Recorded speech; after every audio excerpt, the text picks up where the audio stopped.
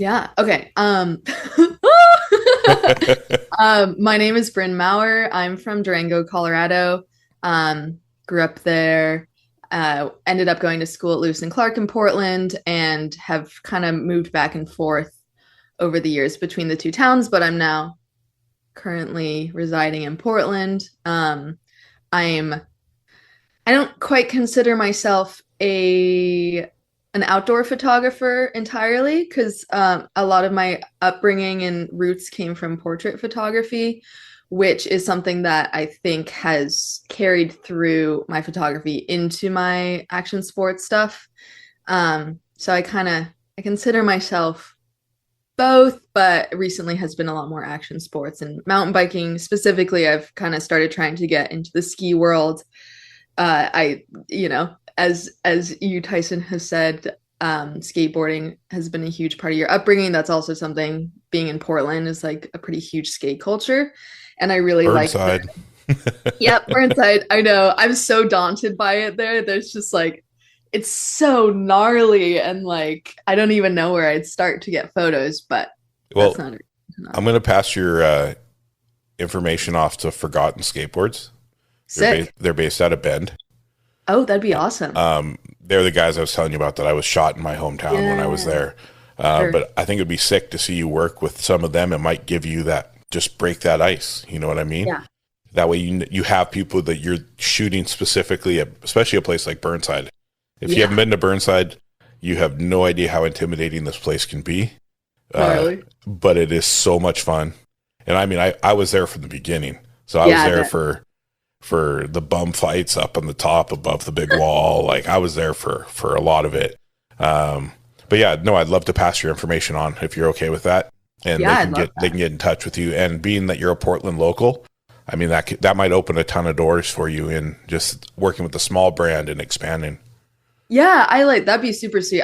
I'm really because biking is my passion in the outdoor sports world. I'm a cyclist. I grew up in a really cycling heavy town. A lot of my friends are cyclists. I have really enjoyed that world, but I'm wanting to branch out and shoot as much outdoor sports as possible that I have interest in because I think yeah, they're just all really related to each other and all have a similar mentality. And it just like, it's fun seeing what kind of take I personally can bring to these different um, subsects of outdoor photography. Uh, yeah, but it's kind of like a summarized version of my backstory. How did you find photography as something that you were like, yeah, this clicks? Yeah, I always I grew up like as a pretty artistic kid. I was in theater. I like honestly pretty heavily rebelled against all the people who know Durango like know about Durango. It's had a lot of Olympians come out of it, a lot of world champs like in cycling, it's and skiing. It's a pretty insane town for bikes and just kind of outdoor sports in general. And my whole upbringing, I rebelled just like so aggressively from it. I was like, I don't like bikes. I like kind of like skiing, but I want to Yeah, do art. you don't like bikes as there's four hanging behind you. I like bikes now. But that's not even all of them. I hate to say it. We're a little hoarder house. That's the way it Um, works. right. Yeah, so I did theater, I played violin, I rode horses competitively. That was kind of like my upbringing. And then in high school, I really can't remember what initially. Oh, I guess like in middle school, I was always making these dance videos with my friends, and I was kind of the creative director. Watching them back, I was like, God, Brittany, you're being a little bossy gal. It's like, but I had a vision, for our iMovie edited photo booth filmed um, dance video. But I think that was like kind of a signifier of me being inclined towards this sort of outlet. And then in high school, I guess at some point I asked my parents for a camera and I got the Rebel T1i, the Canon Rebel T1i, The just OG. the OG, with the kit lens. I don't know what it was, probably like Um, 28. probably at like a 16 to 50 or something weird like Yeah, that back then. something. Probably like 4 aperture. I don't know. But F I was 4 to taking 6.8 or something. right, yeah, like a variable aperture. Um, yeah, and then it was just taking a lot of photos of nature. I definitely was very inclined to textures in nature. Taking some pictures of my friends, but really very nature based. And then I took a photo class in high school, and I think that was when I started, getting assignments and having to do portraits. And uh, just I think pretty early on, I realized that I had like a pretty specific style, which honestly, I don't really know how else to explain it other than like kind of sad and depressing maybe. And I think that was maybe a little bit of a signifier that there is a deeper darkness and sadness within me that was being channeled through photography. It's um the curse of the artist. it's the curse of the artist. And I was always like, one thing that I grappled with a lot was being a photographer, and it really being about the world around you. You can do some things, you can like kind of uh create an image that doesn't really exist, but for the most part it's like what you're seeing, and the artistic thing is how you're approaching it. But I always struggled a lot because I would see painters and drawers and sculptors, and always seeing them of like this tortured artist, and it's like that's how they're able to express, like they're creating this beautiful painting that's like, maybe people are like, whoa, that's like really dark, or that's whatever, and they're showing this side of themselves that doesn't normally come out. And I really struggled with being like, I want to be able to express myself in photography and like these sides that I don't show as much. But how do I do that? Because I'm just taking photos of other people. Like that's not, I don't know how that's gonna translate. But honestly, looking at some of my earlier work, like it's really kind of dark. And I'm not like a psychopath, but it's like it's very like dark tones, like kind of makes you sad. Like the people in them are kind of, I don't know, melancholy. And it was once I kind of saw that trend with my photography, I was like, I do have an outlet, and this is being seen and able to be shared. Because when you have those sides of yourself like depression or just general sadness, it's like you don't know how to share that with people, but you want to be able to. And you don't want to burden people with sharing that, but you don't want to keep it in, or like you tell yourself that you want to keep it in but not actually. So that was kind of my drive in portraiture. And then it kind of came into one of my like driving things in portraiture was once I kind of had established myself as a photographer of people, I had people reach out to me and be like, I really love how you photograph people. I am going through a really hard time in my life. I'm really like lost. I don't know what's going on, and I want this time to be documented. Like I want photos of myself.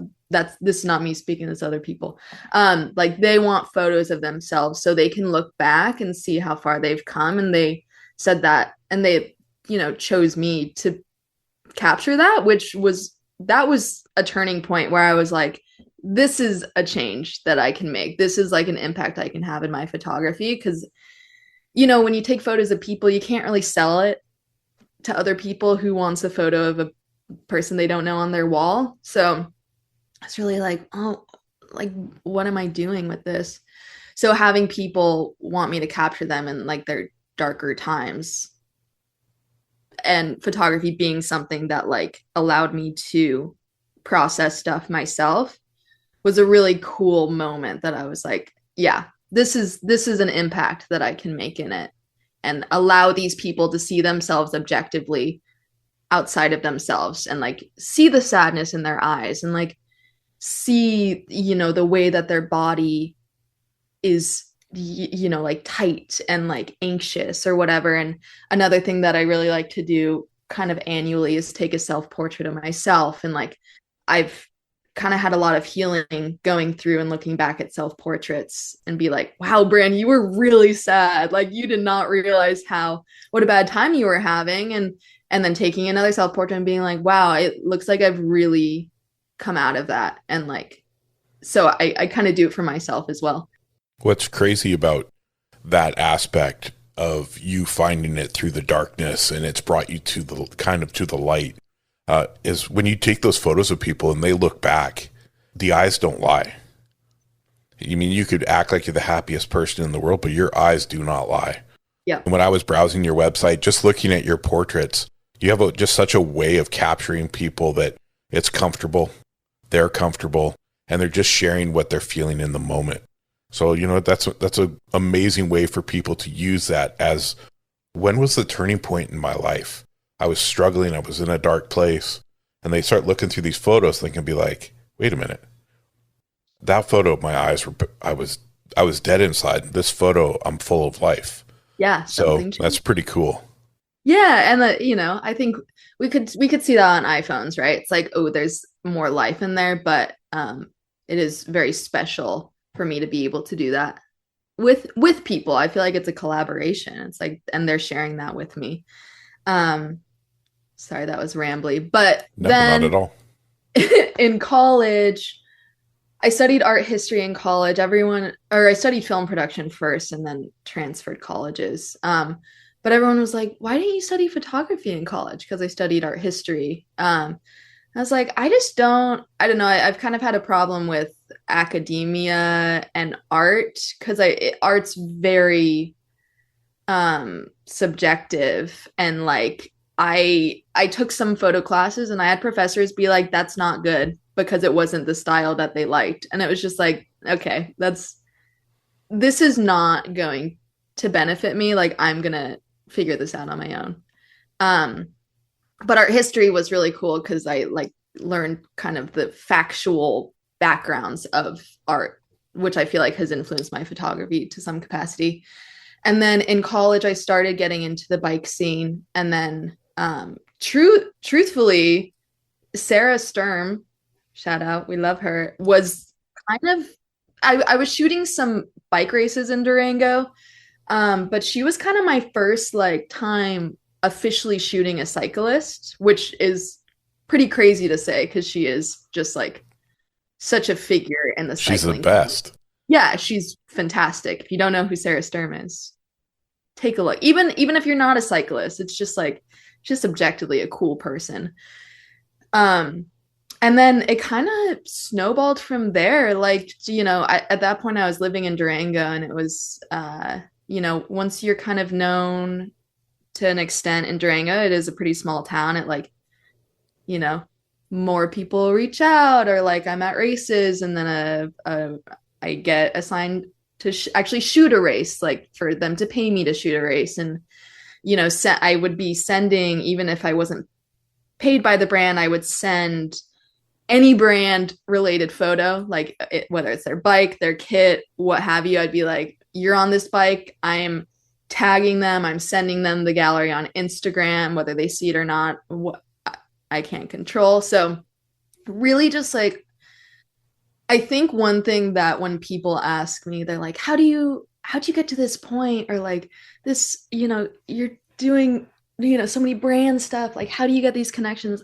I have cold called so many brands and haven't heard anything back. Like Instagram, I do their like customer service email on their website. Like truly just like not being afraid of rejection is like, I think a pretty important part of this silly little thing we choose to do. And like just being like, not taking it personally, not being like, they don't like my photos. Like that's, it's like, should I even be doing this? Like, obviously I've had those thoughts. We all have, like, it does impact you sometimes, but it's pretty crazy. Right, sorry. It's pretty crazy when you can put your ego aside enough to know, like, I didn't work this time, but I'll do it again. Because I mean, I cold email every single guest I've had on my show. Yeah. I just I write an email, I send it out, and Yeah. if they send me a message back, I've had a few that said, oh, I just don't have the time right now, or I'm really just not interested in doing a podcast. It doesn't affect me. It just, I'm grateful that they took the minute to respond to me, Yeah. or, and just move on. Like, I mean, I emailed you Cold called me 3 days ago. Yeah. Yeah. And here you are like, recording. hell yeah. Yeah. It's just like, I think it's not that you have to have like a hard exterior. You don't have to be this like robot that doesn't have any emotions and like can just like beep boop like on to the next. But it is like, it's oftentimes it's like they just don't need photos or like they have an in-house photographer. Like there are so many other factors that could be in play that's not like, oh, your photography sucks. Like we don't want to work with you. But It's that's okay. the first thing we think of every single Yeah. time. Yeah, like, oh my God, I'm horrible. Like, oh, that was stupid of me. Like, why did I do that? So, but But yeah. one of the coolest things could be is you could send those pictures or you could tag them. And next thing you know, you're at an event and somebody says your name and then they walk by and they're like, wait, hold on. Hey, you sent photos for so-and-so brand. Yeah. I mean, it's a weird connection. My podcast sponsor, Harlow, it's weird. So I had one episode out and I saw a photo of a friend of mine with the light from Vancouver. Yeah. And I just made thinking it was him who posted it. And I made a joke like, oh, great light. Man, I'd love to light my studio with those lights. And then I had this, the head of marketing email me and like 5 minutes later going, hey, what can we do to help you? Yeah. And that's led to 2 years. And I've got a great relationship with her. And, she's a fantastic supporter of the art and very talented lady. And I have more lights than I ever know what to do with. Right. Yeah. You're like, oh, thank you so much. Yeah. This is crazy. So it's just those random chances that we take that lead to progression and positive moments that help us get past the negative ones. Yeah. Yeah. Cause it's like, honestly, what's the point if you're not going to take risks? I don't know. I just like, life is too short, but like it is. And it's like, you just do it. I don't know. Like, and be rejected. It's great character building. It is. It's like the more you get rejected, the more you're like, ooh, I think I can deal with this a little better. And then when you don't get rejected, it's like, oh my God. Yeah. Like one acceptance and 20 rejections nullifies all the rejections. But it's like, it's like you miss every shot you don't take, but it is. It's like, you're not gonna, no, like truthfully, brands do not reach out. Like you have to go find them. And even now I've worked with quite a few brands. Like, yeah. Have you ever stopped and looked back? Like I'm just reading the brands you've worked with. Yeah. And like, do you ever just stop and like have to pinch yourself and be like, holy cow, look what I did? Yeah, I would say so. I'm gonna shout out a few of them here because like it's pretty impressive. I mean, you've worked with Rafa, you've worked with Yeti, which I go way back with Missy Giove days with Yeti. That's amazing. I run Smith Optics and helmets. That's super sick. You've worked with Specialized, amazing. Topo, Bummerland, Aftershocks. Like that's pretty darn impressive. Thanks. So when you look at that, and I know we talked a little bit about it before the show. As everybody knows, we talk for about a half an hour before the show just to get the nerves down and get comfortable with the communication flow. A lot of people would look at your website and be like, oh my goodness, look at everything she's done. Look at all the brands she's worked with. Look at these projects she's done. But you said it perfectly. You're like, a lot of people think that I made it and I'm here and I'm doing it. But it's been months that I haven't had a job to shoot photos. Like maybe like, could you fill people in on the realization or the realness of what it's like to go and shoot with all these amazing brands and people and then stress out or struggle to try to find that next job to help move you forward again?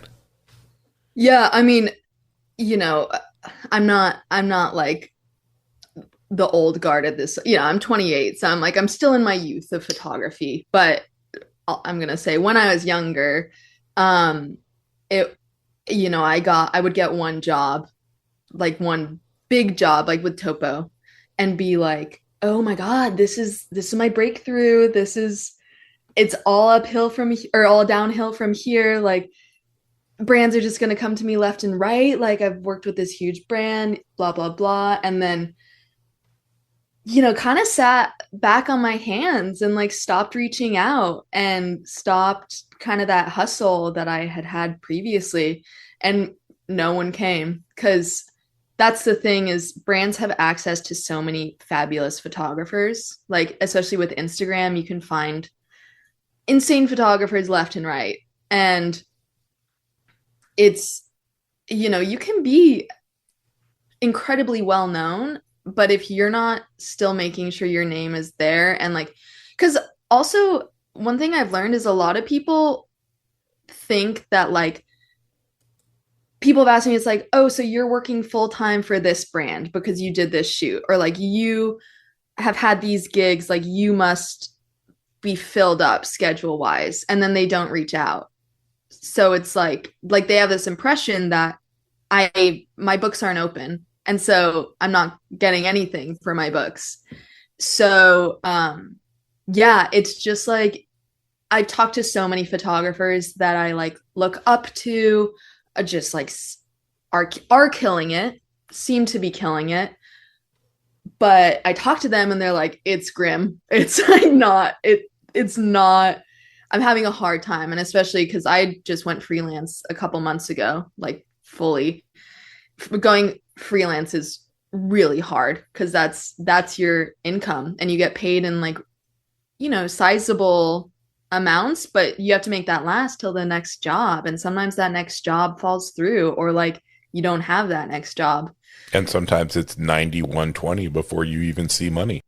Yeah, yeah, you're just like, oh, I shouldn't have bought that bike that I've been eyeing. So that's something I've had to learn is like I have even if I have like a huge gig in 2 weeks, it's like I need to be looking for the next one before that other gig has even happened. Like it really is a constant grind all the time. And when I tell you every photographer that you look up to, for the most part, is doing the same thing. Like it is not for the faint of heart. And it doesn't just like make itself happen. I'm like, the big, big, big photographers, absolutely. But like for the most part, like it's not all sunshine and rainbows, but it's great. Like I love what I do more than anything. Like you said, pinching myself.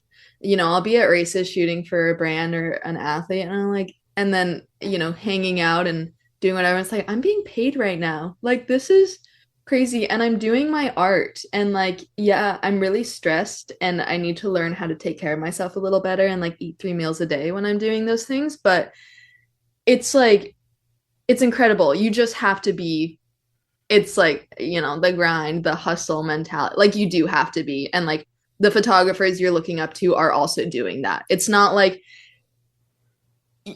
I feel like I've had people ask me, like, I want to go freelance full time. Like, what's your advice? And it's like, dude, I don't know. Like, I don't know. I just tell me when you figure it out because no one has the answer, and everyone's probably a lot more stressed out than they come off on Instagram because Instagram is all glorified and Yeah. kind of so.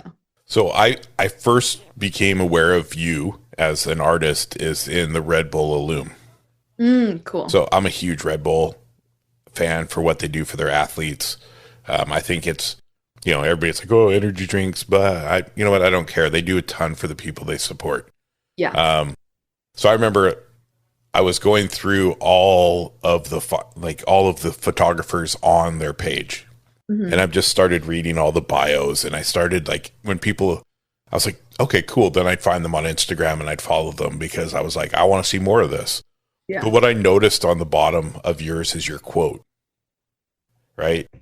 You say, I try to document the spirit of people in my portraits, which tends to become almost therapeutic. So the camera to me is therapy. Yeah. I was on a podcast with Fred Ranger, and he titled the podcast because I said it was photography is my therapy. Hmm. It allows me to, like you, capture everything that I'm feeling in that moment. And when I look back to like through my catalog of images, I know what kind of mood I'm in by the photos that I captured. Yeah. If they're super super bright and vibrant, I was having a great day.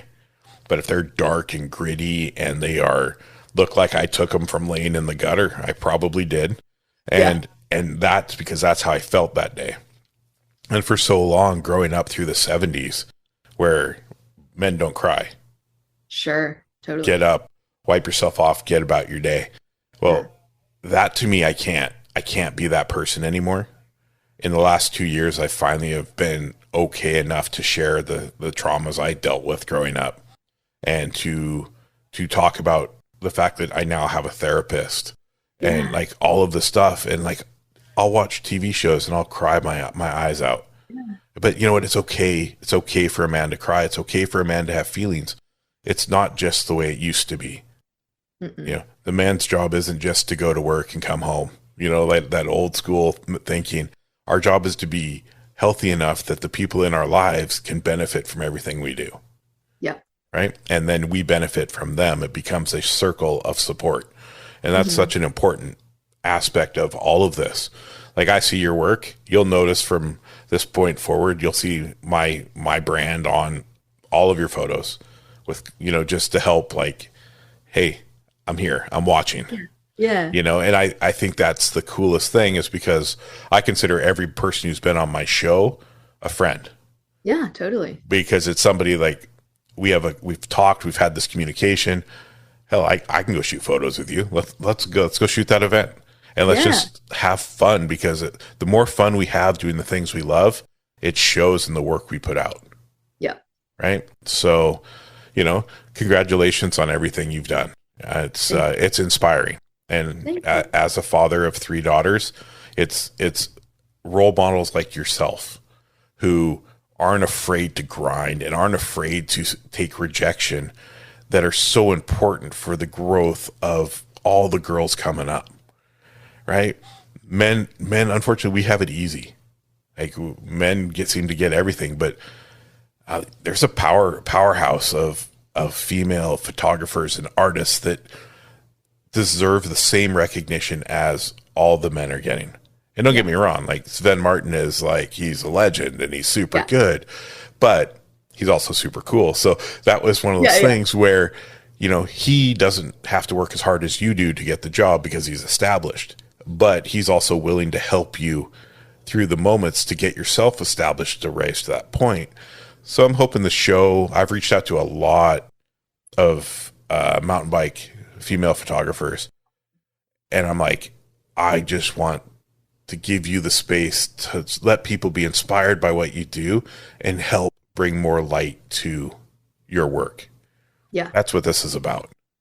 Yeah. And it's like, and I could truly go on about being a woman in outdoor sports photography, and I'll limit myself. You can. And that's the thing Yeah. about this. I know this is your business and I don't want you to do anything that's going to jeopardize it, but I think it's really, really, really important. That was 3 reallys. That's how really I think it's That's really, important really, really. is to allow others who think it's well, as you said, rainbows and lollipops, right? Yeah. Like it's just, oh, I'm here. People took my photos. Blah, blah. No, it's not because you still have to prove yourself every single time, no matter how good your work has been. Yeah. And it's like, and truthfully, and you know, this is my first podcast and I don't know how to, what the filter should be, but it's like, I really, when it comes to being a woman in sports photography, I am so unbothered by expressing my experiences and like talking about that because there have been such injustices done, and like I experienced, though I have had to like drown it out because, it's like a survival instinct. You can't be focused on the fact that you're shooting a race and you are truly the only female photographer there. And the first question that everyone asks you is like, who are you shooting for? And they go, oh, that's cool. And then proceed to like tell you how you should be shooting and like tell you what gear you should be shooting on.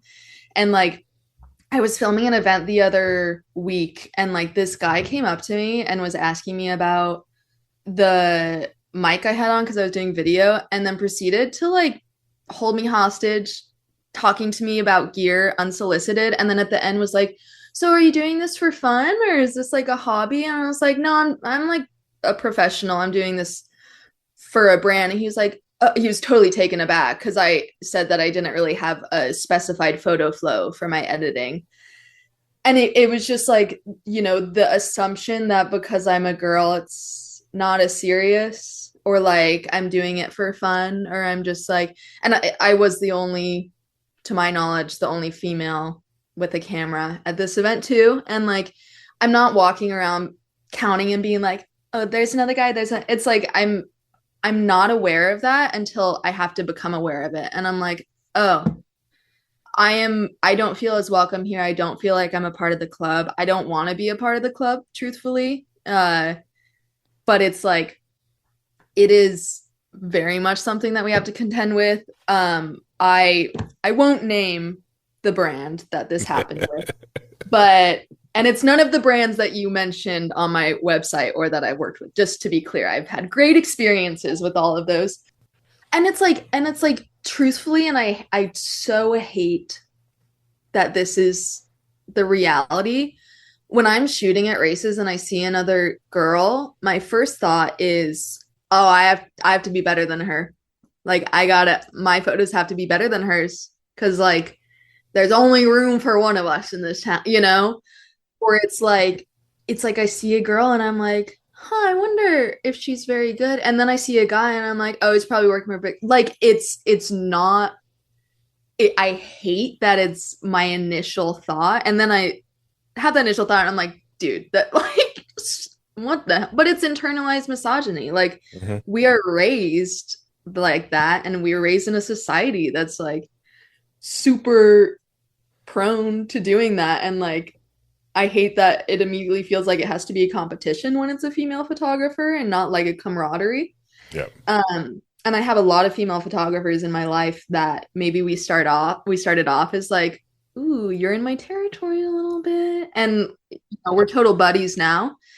But I don't know why it feels like we have to edge other women out rather than edging out anyone, and like, why do we even have to be competing in the first place? We're all shooting for different brands. We're like, we all have totally different styles. Like it's not like we have to be fighting for this one spot, but that's something that's been interesting at races. And like everyone's first question is like, what brand are you shooting for? Like, what's your project? Or like, are you just here for fun? And it's like, why aren't we just talking about like, how's your day? Like, got any good shots? Well, it's because they want to know who you're working for so they can try to get in there the next time. Right. They're like, oh, this brand hires photographers for races. That's good to know. So yeah, like it, and that's when I'm like, oh, I like doing my portraits for myself. That's when I like turn back when I'm like, okay, that was a lot. I need to recenter. I need to not be in this competitive mindset thinking that I have to like beat other female photographers because that's actually so stupid. And like, I'm admitting this publicly because it's true. Like, I'm not gonna sit here and say that I don't have those initial thoughts. And like, I think I've spoken to other female photographers and we all kind of have that because it's like we've had to fight for this position up until now. And like, it's like kind of ingrained into us that we have to fight for it. Fight instead of building a community of you guys that are all like, you can actually ask a question like, hey, I was shooting this and I was struggling. What am I doing wrong? Right. Or someone puts a question and somebody who's had that experience can answer it. But everybody's like, I'm not giving you nothing because you're going to try to steal my spot. Yeah. And it's like, the same. God. It's the same everywhere. It's the same, even with my show. I've seen a couple come out that are trying to do similar things, and it's instantly in your head. You're like, oh, I got to work harder. What am I do? What can I do that's different? And then I'm like, no, I'm staying in my lane. Yeah. This is what I know. This is the kind of show I want to put out. So I'm Yeah. going to stay here. But, building a community of people who are willing to help and share and support would be such a different look. And I mean, it's 2025. Like, why are people fighting? I know. And why are people like afraid to say what they feel? I don't know. It's just like I'm pretty over whether it's, and I'm not going to get political on you, but whether it's politics or like religion or photography, it's like why are we so afraid of like breaking the norm and like all just like tiptoeing around each other? Like, yeah, I know I might make some and not enemies, but like people that aren't like about that, but it's like whatever, I don't know, on to the next. Like at least people know where I stand. Yeah. And I appreciate you with being open and honest about it. Part of the show always leads into the connection between creativity and mental health. And I know we talked a little bit in the beginning about how you've captured moments that show darkness into the light, right? That's how I kind of want to describe it with the look of the people. If you didn't have your creativity, or, that's not the word I was looking for. If you didn't have your creative outlet, which is your camera or your art, or your bike even, because a bike is the best therapeutic tool you can have. Yeah. How much different do you think your mental status would be or your mental health? How would you feel? And what does your creative, man, why am I struggling with that word? Your creative outlet bring to your mental health to help you stay positive? Yeah, I think it's interesting because even when I'm sure, I don't know, I like deal with depression. I'm on medication. Ooh, we love Me it. too. Finally. Yes. Yeah, right. Because I'm a It's man and it's okay to not be okay. Imagine okay to that. not be okay. And you can admit that and And people get help. probably will relate. Yes, what a concept. What a concept. Um, yeah, I feel like photography, even when I'm in like the pits, even when I'm like, oh, it's not going well, it gives me milestones of like, I don't know what's going to be happening in between this shoot and this shoot, but I know I have something coming up that I'm going to get to like just pour everything into and not have to think about anything else. And truthfully, after like big shoots, I fall into like a bit of a depression because it's like, I've had multiple days where I haven't had to think about anything else but taking photos.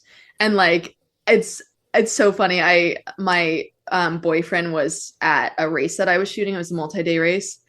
And I was like, okay, we can't, you like have to be super self-sufficient. I am just warning you, I become a completely different person when I'm shooting. Like I'm gonna get really blunt. I'm not gonna have much patience. Like I don't get mean, but I'm just like, I'm gonna be so tunnel vision right now. And like, I'm not mad at you. Like everything's okay. But like, I have to be very one track minded. And it's so nice because it's like I'm just like zoned in. I'm doing my thing. I'm like creating something that I'm hopefully going to be really proud of. So much of the time in the moment, I'm like, that was probably a bad photo. Like, it's like, when it's imposter syndrome always. And like, so many photographers that I talk to feel it. Like, I don't think imposter syndrome is something that you grow out of the more successful you become. I think it actually might get a little worse because the stakes are higher and you're like, "Oh my God, I'm doing this. Like they chose me to do this. I'm just a girl. Like I don't know. I don't know what's going on." Like cuz I like think about this a lot when people are like having, when my friends come to me and they're like, oh, I like did this thing that I'm really embarrassed by or whatever, like I'm afraid people don't like me. And it's like we are with ourselves 100% of the time. Like we see all the mistakes that we do, we see all like the stupid stuff we say, we know everything we think. Everyone else at most probably experience like 20% of us. Like the closest people in our lives probably get like 20% of the rest, right? Whether it's time spent with us, talking about our deeper emotions, us tripping on a curb and falling and it's like silly and dumb. Um, so I have to remember that when I'm like having that imposter syndrome. It's like I see all the shitty photos I take. Like I see all the like shots that I missed that I could have gotten, like blah blah blah. No one else sees that. They're just seeing the best of the best. So it's like of course they're gonna hire me because they're seeing all of the best stuff. I'm gonna feel that imposter syndrome because I'm seeing all the worst stuff and like and seeing just being like, that's a horrible photo. I'm a horrible photographer, right? So yeah, I get I say that sometimes as I click the shutter. yeah, I'm the worst. I have no business holding. Sometimes I pick up the camera and I'm like, foreign object. What is this in my hand? Like, I do not know how to use this. Because like another thing like with photography, I pretty strongly believe there's like two types of photographers. There's like the really tech savvy, like really gearhead type. I'm not saying one is better than the other. Like I think both of these types create incredible photos. The other is like the camera is just a mechanism for their art. Like honestly, it's kind of an annoying thing to have to deal with, right? It's like there's so many buttons, there's like so many settings, like too much going. I'm the second type. It's Me just too. like yeah, it's like I don't really care about like the newest stuff. I don't really care like about all like the fancy things that are going on the camera. Like I just want it to be reliable. I want it to be quick and like that's about it. Like I think I'm going to do the rest. So It's like the fight between you shoot an aperture priority right. and not manual. Right. Yeah, all the Yeah. time. Like Every single whatever. day, actually. Yeah, and it's like what does it matter? Why is there this like duel here? Like and I have had so many times where people like ask to see like ask about my photo flow, like my editing flow. They like mention like a setting on the camera that I'm like, what's that? You know? And I just see in their eyes they like stop taking me seriously immediately. And then they'll like see my work and they're like, "Oh wait, you shot that?" It's like, "Yeah, dude, I don't need to know everything about this camera to like take a photo. I don't know." As long as it focuses and takes the shot, I won. Right. Right. And it's Yeah. like, yeah, you can get like nifty with your lenses. You can get like the artsy lenses, whatever, but it's like ultimately like you can kind of fake anything. Like, I don't know, you can make it people shoot on their iPhones. They shoot insane stuff. I don't know if it's Rico or Ryko. Rico. Rico, thank Yeah. you. The GR3. Such a good camera. Insane photo. Like, it's a point and shoot. There's not even like a viewfinder. I feel like a Yeah. dad. I'm just like, dee, dee, dee. Insane photos. But okay, I've gone on a tangent. Back to mental health. Um, yeah, I like fall into the doldrums after a long shoot because I'm just like, I've been so focused on something. And then when I'm not and I have free time and I'm kind of left alone with my brain, I'm like, oh my God, it's that's bad. It's a little grim. And then, you know, you can go on a bike ride and like you have 4 hours of time that's kind of taken up for you. I struggle a lot with like having to like fill my time. I don't know. And so photography, when I have shoots, it's like immediately automatic. But then it's like when I'm in the doldrums, I like really don't want to take photos. And I'm like, I can't shoot today. I'm too sad. Like all the photos are gonna be bad.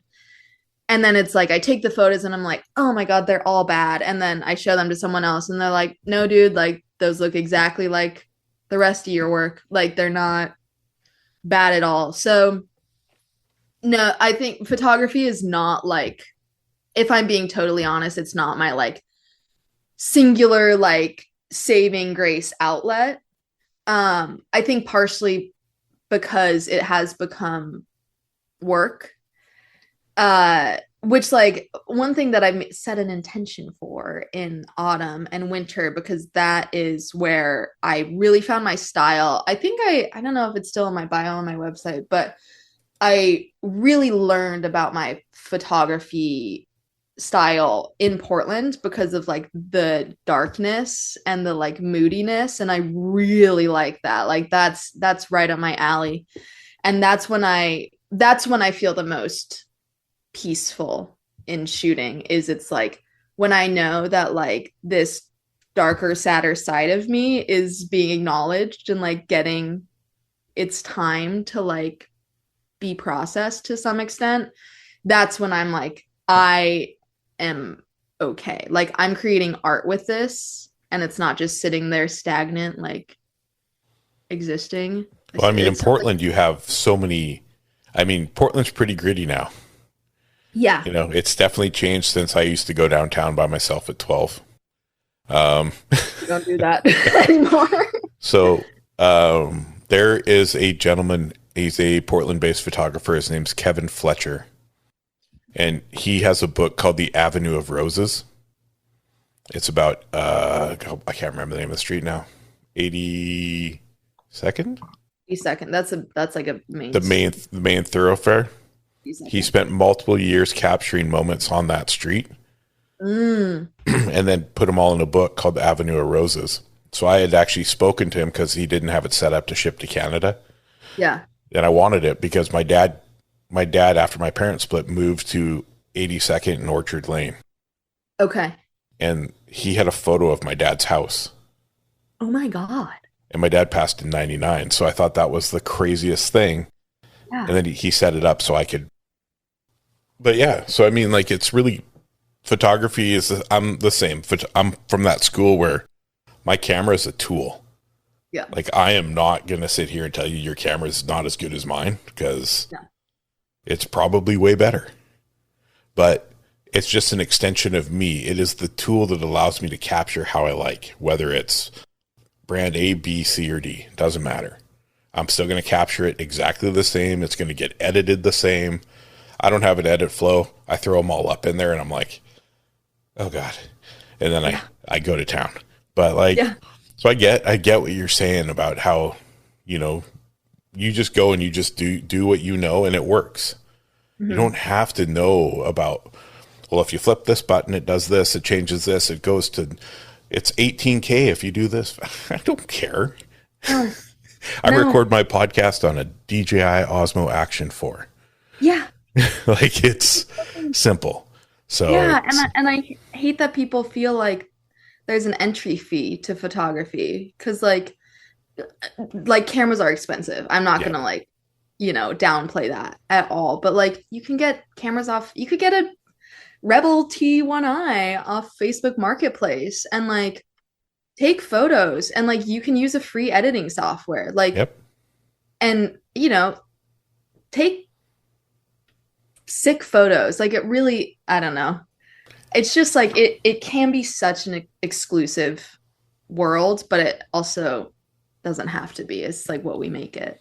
And I think the biggest thing for people, you can correct me if I'm wrong, but the biggest for anyone who's tomorrow, that's the first day they want to be a photographer. That's what they love. That's what they want to do. Just remember that you're doing your art for yourself first. Mm-hmm. Create for you. And if you continue to create for you, you will find those people that love that. They love what you do, and that's when they come out of the woodwork. But if you worry about getting 2 million followers on Instagram because, I can get paid then, it's not worth it, because you sell your soul to a lot of places that aren't going to care about you tomorrow.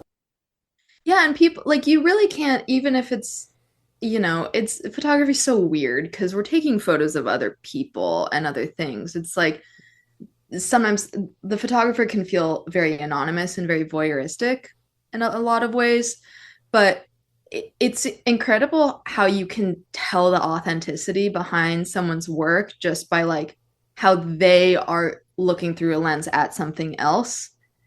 It's like, and you really can tell when someone loves what they're doing. And I have no idea what that quality is, but you just feel it. And like, yeah, I think it's, you can tell that they really like what they're shooting, or you can tell that they're really having fun experimenting. I think like, that's one thing I struggle with photography is I feel like sometimes I put parameters on myself and I can get kind of like stiff with it. And like, I know what shots I like and I know what shots work and I know what shots brands tend to go for. And I'll do that. And it's like, I'll make sure that I get that of my athlete. And I've noticed in myself, it's like the times where I experiment is it's like when I'm shooting just like a random racer that's not one of the athletes I'm shooting. And sometimes that's like my favorite image because I took a chance. But it's like, there's the fear of working with brands that it's like, okay, I need to nail this shot. Like I need to make sure I have a deliverable for them. And then that limits how experimental I get with it. And then it's just kind of like, sometimes I feel just like kind of this like stiff, like robot almost, because it's like, okay, this, and this. These are the photos I'm taking. Yeah, And you that's get why the I three, like, right? You get yeah, I need the straight, I need the 3/4, and I need them going by. yeah, It's the yeah. It's same. like, It's okay, we got that. But that's why I think it's really important to make time to take just fun photos. And like, unfortunately with photography being a job, kind of the last thing you want to do is pick up a camera when you're yep. not, when you've like done 3 weeks of straight shooting. But I think, and me saying this, I'm like, okay, Brynne, you have to take your own advice because I haven't done that in a while. Like Yeah. I just haven't. And I notice a stagnation in my photography. And I notice that I like am not enjoying it as much and I'm not liking my images as much. So that's a good reminder for Yeah. myself. You grab that Rico, grab a bike, and just go explore. Yeah, just go shoot around. Like it's fun. Not Yeah. every image has to be perfect. And The I'm banger. yeah, exactly. And I'm like far from considering myself a perfectionist, but like I think with photography, I kind of am. It's like the one thing that I'm like, oh, like I'm aggressively a type B person. Like I wish I was a little more conscious of my surroundings. I'm not. It's okay. I just, we go with the flow, but when it comes to photography, I'm like, and I want to take that type B mentality a little more into it because I think that's when fun comes out. Awesome. I got 2 more questions for you because Yeah. it's been an hour already. I know I've been gabbing, sorry. No, I love it. No, it's great. I'm honestly, it's the best when people just free flow and let out their true self instead of Yeah. trying to be within borders. I Yeah. appreciate it. So two last questions. One, any projects you got coming up you want to share? And second, let people know where they can find you. Cool.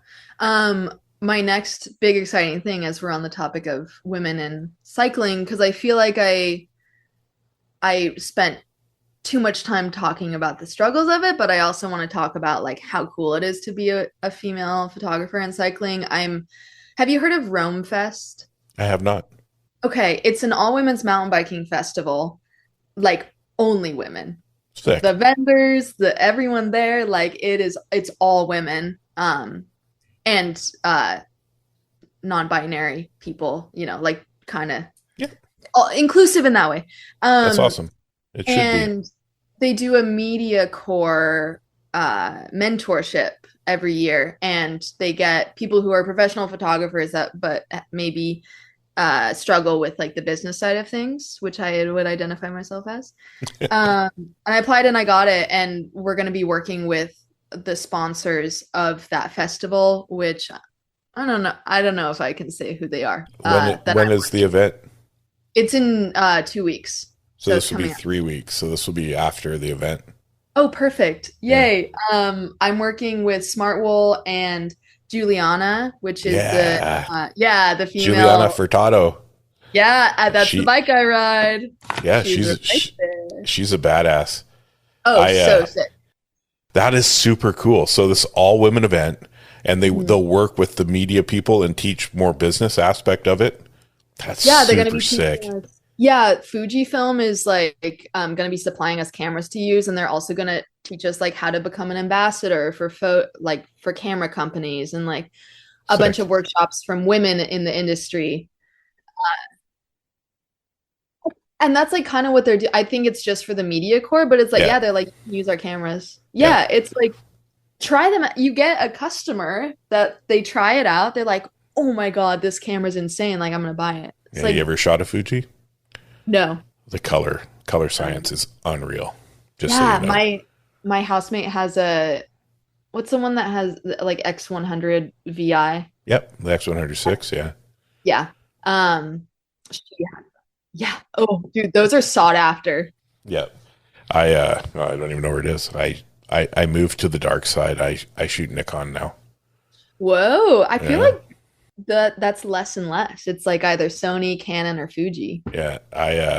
They released that ZF. I hate gear, but they released the ZF, which is a retro looking camera, but full frame. Whoa. And I bought it going, okay, well, I'm going to try it. I Yeah. took one photo and I was sold. Yeah, like I'm with it. Yeah. That's sick. I'm glad to So, hear that they're like yeah. staying in the game. Yeah, they've got a lot coming up, and they've changed their marketing. So Fuji used to be all about the consumer, listening to the consumer, and I felt like they were switching to just rush product out, Yeah. whereas Nikon used to rush product out, but now they've listened to the consumer, Yeah. right? So as much as I don't like talking about gear, but the way when I see a brand that wants to listen to a consumer and go, oh, that's what they're looking for. Okay, I got you. And Yeah. they really put that into play because, I mean, I love Fuji. I love Fuji to this day. If they offered me to, It's yeah, just like camera brands and like I don't know, me personally, I don't know any of like the politics behind the camera brands, but I'm like being really intentional about like what brands I support. yeah, It's like, did this you this is my ooh, little portable here. So this sick. is Oh my God. the Nikon ZFC. So this is the small version. So That's so nice. yeah, so it's a 21 megapixel APS-C like, and it goes with me everywhere. And as cycling, got my chrome sling. So Oh yeah. Shout out Portland. yes, sir. Yes, Yeah. ma'am. Sorry. Yes, whatever. Yes, and Yeah. I just, you know what? They're all good. You yeah. can't get a bad camera. Like Yeah. my daughter shoots Canon. Shoots the Cool. R5. Good for her. Yeah. I shoot these and I have lenses that probably most people wouldn't consider professional and they Yeah. work for me. I Right? mean, I was shooting a hand-me-down camera with one lens for 7 years and like like a 50 mil and shooting everything on that and it's like it got me my jobs. So it's like yeah, it doesn't That's have to be. exactly what people need to hear. Yeah, you don't have to have like a huge like the reason I won't go too much on a tangent, but my friend's mom is a professional photographer and she switched from Canon to Sony and she was like, I have all this gear, like I don't really want to go to the trouble of selling it. Like, does Brynne want it? And because she showed her mom like my photos and she's like, yeah, she has one camera and she has one lens. And her mom was like, she shot all that on one lens? Are you kidding? That's crazy. And she was like, here, let me give you this stuff. But it's like, which has been like, that was insane. Like, Yeah. I don't want to downplay how lucky I was for that. But it's like, I probably would have kept trucking along on one lens and been okay. Yep. So it is like, yeah, you don't have to like go out and buy every new thing that comes out. And yeah, cameras totally wear down. Like, I recently got a new camera body because I was like, it's the one I had the 5D Mark IV. It just like I kind of busted it into oblivion. But it Great was camera. just yeah, great camera. Just like I put that through the ringer and it was just getting slower. And for what I'm doing, I needed it to be fast. But yeah, I would have kept shooting on it if it didn't feel like it was slowing down on me. But yeah, with Rome Fest, it's been really cool like talking with female mentors and being like, oh, I just love working with women. It's just like so it doesn't feel like this serious thing, though it very much is. We're shooting for big brands, and it's just like everyone's just so not to say that that's hasn't happened with men, but like it just feels different.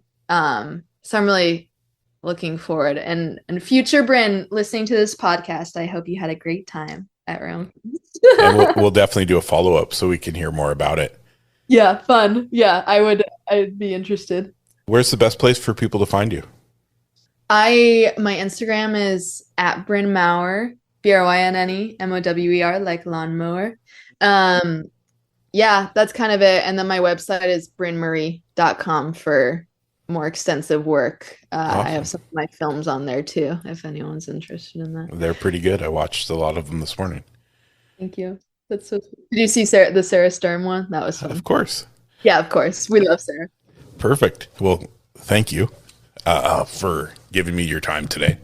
Thank you for having me. Awesome. It's a fun experience, right? Oh my God. Yeah. It's just like gabbing. Yeah. I feel like I'm on FaceTime with a buddy, Right. And that's what I want, because then it comes across authentic and people understand that. Yeah. Sweet. Thank you so much, Tyson. It was so wonderful talking with you. Yeah.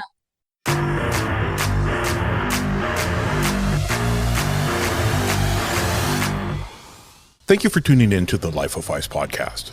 I hope today's conversation brought you insight, inspiration, or just a fresh perspective on the creative journey. If you enjoyed the episode, be sure to follow, rate, and leave a review wherever you listen to podcasts. It really helps us grow and reach more listeners like you. For updates, behind-the-scene content, and more, please follow us on all social medias at LIFE_OF_PHYS. And don't forget to check out the show notes for links and resources from today's episode. Until next time, stay curious, stay creative, and keep living the life of creativity.